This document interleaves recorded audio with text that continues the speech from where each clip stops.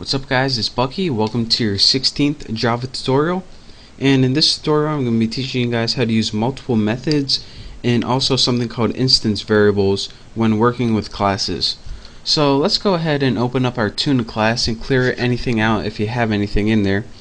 And let's go ahead, and the first thing I want to do is make a new variable called private string and just put girl name, because we're going to be making a program in this tutorial to output the name of our first girlfriend.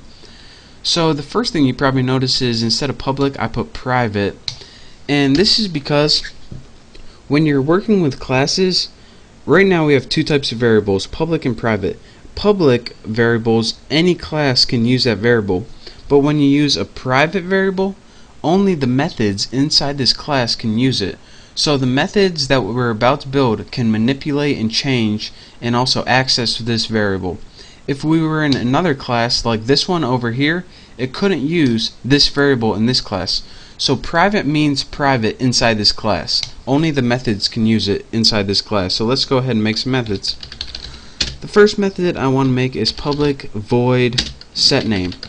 And what this is going to do is set the name of whatever we put into it into the variable girl name. So of course we need a parameter string name. So now we have two variables, name and girl name. So let's go ahead and add some instruction for this method. We're going to put girl name is equal to name, and that's all we need for this method. And what this is going to do is this: whenever we use this method in our main program, whatever we put in for the argument for this method, all it's going to do is make sure girl name is equal to name. So it's pretty much just putting girl name equal to whatever you typed in. Next, let's go ahead and make a method to access that. So let's go ahead and put public string, and this is the return type. Let me show you guys in a second. Again, we know public means access anywhere. The second thing after this is return type. And whatever your method does, it may or may not return something. This method is going to return a string, so that's why we need to put string. And if your method returns nothing, go ahead and put void. So now let's go ahead in our method body, let's go put return girl name. That's all it does is return girl name, which was made up here.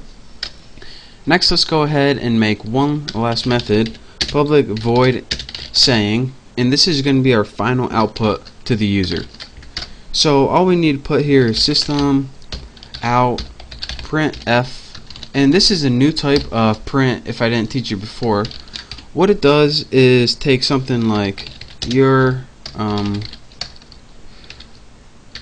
make sure I'm spelling everything right. Your first girlfriend was %s, and whenever we use %s, it needs to know what string do I want to put in place of this. Well, we have a perfectly fine string right here in our get name, so let's go ahead and I won't copy that, I won't be too lazy. Get name. So it's going to say your first girlfriend was, and whatever girl name is as defined up here, that's what it's going to output. You'll see what it does later. But for now, let's go over to your apples one. Make sure you import your scanner and make a tuna object so we can access that class. And now let's go ahead and just put a basic prompt on the screen so we can tell the user what to do. System out print line, and what were we going to print? Just print something like enter name of first girlfriend here. Just any prompt will do, just so we're not lost, so the user actually knows what to do. And after that, go ahead and we need to make a temporary variable. So we need to put string temp. You can name yours whatever you want. I just name mine temp for fun. Input, and this is where we use our scanner variable. Next line with empty parameters. And again, whatever the user types in as their answer, it's going to be stored in the variable temp. So that's what this line does. This is just a prompt. This takes whatever they enter and stores it in the variable temp right there. Next, we need to do something with this. So let's go ahead and use our tuna object, and we need that to access set name. And of course, the parameters for this is going to be that temporary variable temp. So what it's going to do is take the name that they entered and set it equal to girl name right here. It's going to take it, which is name, set it equal to girl name. Now we need to do one last thing. Now that we got that name equal to girl name, all we need to do is do tuna object dot saying with empty parameters. And what this does is use the tuna object saying. What is this, you may ask?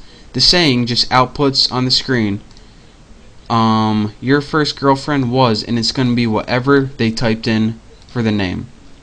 So let's go ahead and run this, see if I got any errors.